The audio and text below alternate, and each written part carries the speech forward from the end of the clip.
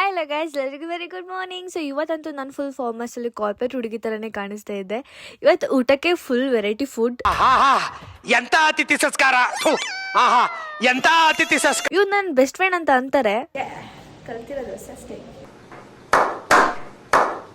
But ಅವ್ನು ನನ್ನ best friend. ಒಳ್ಳೇದ್ ಮಾಡ್ತದ ನಿನ್ ಜನ್ಮಕ್ಕೆ ಹೋಗೋ.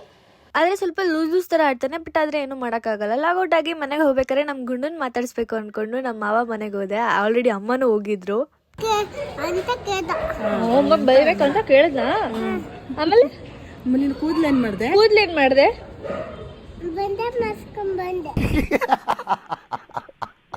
ಹಾಯ್ ಮಾಡು.